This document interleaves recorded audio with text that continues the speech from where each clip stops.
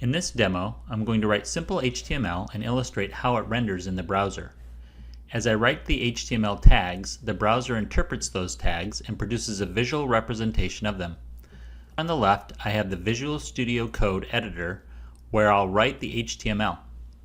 You can find Visual Studio Code at vscode.dev. Even though I have HTML in the code editor, the browser doesn't render anything yet because these tags are container elements. That is, they don't produce anything visual but are important elements that make up the structure of the HTML document. For this demo, I'll be writing the HTML in between the body tags. The body element is where most of the visual elements are placed in a basic HTML document. First, I'll create a header. I'm using the h1 tag to create my header element. Whatever I put in between the h1 tags will have a certain format. The text will be bold and use a specific font and font size. The browser knows that when it encounters an h1 element, it needs to format the text in a specific way. Now I'll write some personal information so recruiters can contact me. I'm putting the field names between the strong tags.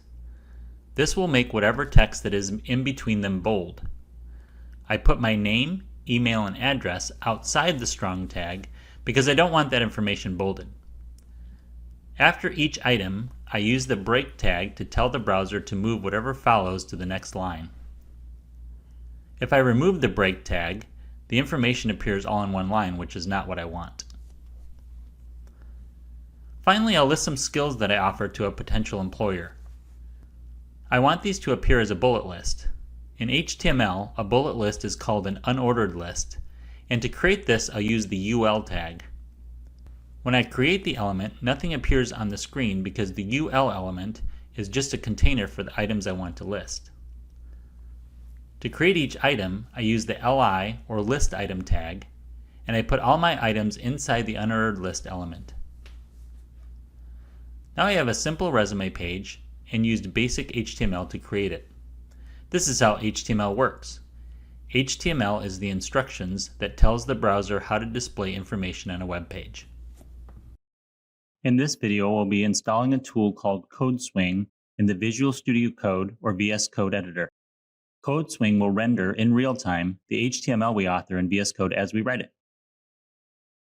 You can use the same version of Visual Studio Code that's used in this demonstration at vscode.dev. Let's review a few of the tools available in VS Code. The first is the Explorer tool. This lets you open folders and view the code files you're working with. Another tool is the Extensions tool. Extensions add features to VS Code that extend what VS Code can do. The final tool we'll examine is the Command Palette. You can use this tool to run commands, open settings, and do other work. Let's go back to the Extensions tool and use it to install CodeSwing. When I click on the Extensions tool, some suggestions appear in a pane to the right of the toolbar. There's also a search box that we can use to find extensions. When I type CodeSwing in the search box, the CodeSwing extension appears in the result list. This is the one we want, so I'll select Install. The button changes to Installing, letting me know that CodeSwing is being installed. That's all there is to it. CodeSwing is now installed and will render the HTML as you write it in the code editor. In this video, we'll be using Visual Studio Code found at vscode.dev and the CodeSwing extension to write basic HTML. CodeSwing will render the HTML in real time, displaying how it will look in a web browser. If you don't have the CodeSwing extension installed, you can install it from the Extensions tool. The first thing we need to do is open a folder. I'm going to open a folder called Development that I created earlier.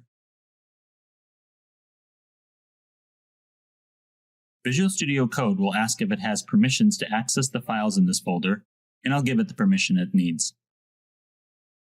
Next, we'll create a CodeSwing project called a swing by selecting the CodeSwing New Swing and Directory command from the Command Palette. We can get to that command by typing it in the Command Palette search box. When we run this command, CodeSwing asks me where to put the new swing. I'm going to create a new folder called Resume and select that folder for my swing. CodeSwing asks which template we want to use, and I'm going to select the basic HTML only. Now we're ready to start coding. I'll paste HTML code in the VS Code Editor pane on the left. As I do this, the HTML will render in the Code Swing pane on the right. In my HTML, I have different header elements. The H1 element is rendered in Code Swing with a large and bold font. The H2 element also is bold, but the font is slightly smaller. Using Code Swing, we're able to get insight into how browsers will render the HTML we're authoring. Next, I'll write some new HTML, and as I author the code, Code Swing will display it. First, I'll put some information about myself in the About Me section. Since Code Swing is aware of any new HTML I put in the editor, it renders that HTML as I write it. Under the Experience section, I want to create a list of places I've worked. There are two types of lists I can create in HTML, a bullet list and a numbered list. I'll create a bullet list, which is called an unordered list in HTML. I use the UL tag to create the container for this list. Code Swing didn't modify the rendered HTML because the UL element doesn't have any items in it yet. To add items, I'll use the LI or list item tag. I create the LI element first, and then I can put text between the tags to create my items. I'll create a separate element for each item I want in my list. Now I have an unordered list in HTML, and Code Swing renders it as a bulleted list. After reviewing this display, I think it should be a numbered list instead. To change it, I just need to change the unordered list to an ordered list in HTML. I do that by creating the opening and closing tags from UL to OL. This creates an ordered list element. The items don't need to be changed. To change the type of list, I just need to change the container or element the items are in. As I make the change to the HTML, Code Swing changes the bullet list to a numbered list, just as it would appear in a web browser. Code Swing is a powerful tool to help you learn how HTML works and to help you develop web pages. Experiment with HTML and Code Swing on your own. In this video, we'll examine how to apply styles to HTML using cascading style sheets to change the appearance in the browser. We'll start with inline styles within the HTML code, then we'll use an embedded style sheet. The embedded style sheet groups all of the styles together in the head tag and makes reuse of styles more straightforward. I'm using Visual Studio Code as the code editor with the Code Swing extension to display the rendered content. I have some basic HTML. I'll start by using inline CSS styles to change the rendered HTML. I'm going to bold the content of the email field first.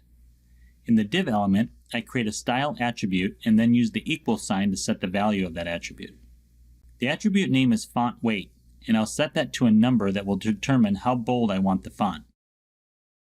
I can use the named attribute like bold, but using a number is a best practice.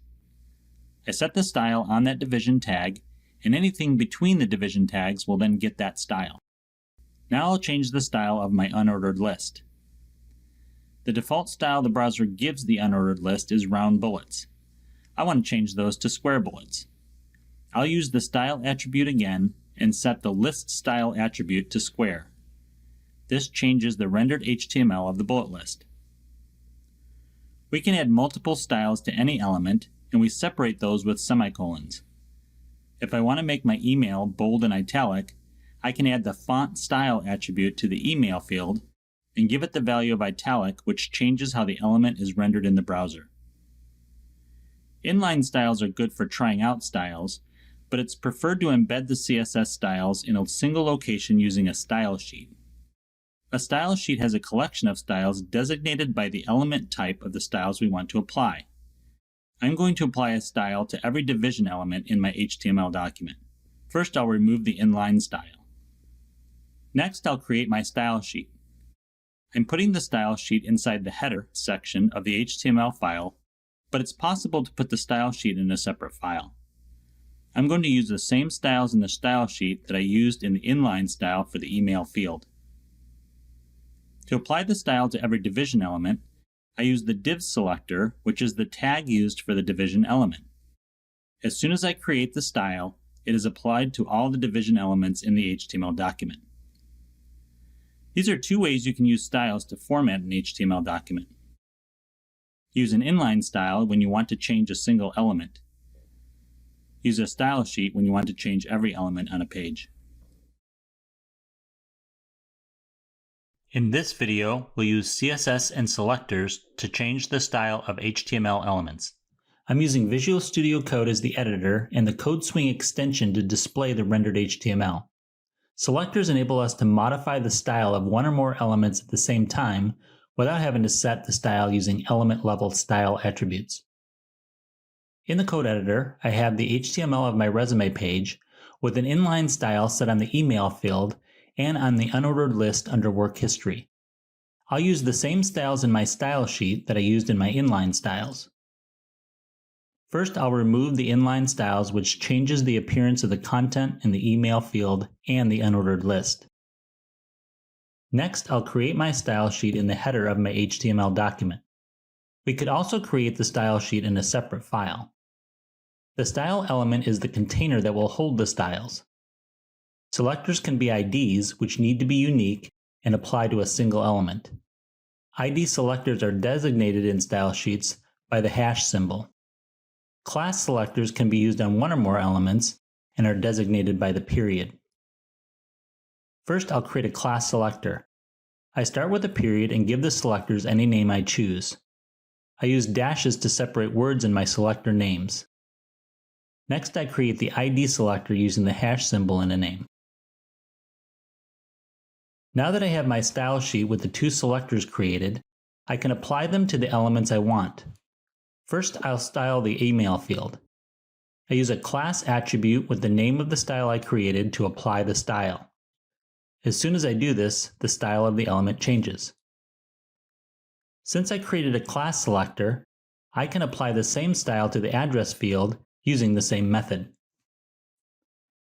Now I'll add the ID attribute to the unordered list element and use my ID selector from my style sheet as the value. This changes the style of the unordered list from round bullets to square bullets. Using selectors with a style sheet can make it easier to manage styles as HTML pages get more complex. They centralize styles and make it more straightforward to find which elements use a given style. Practice using selectors on your own.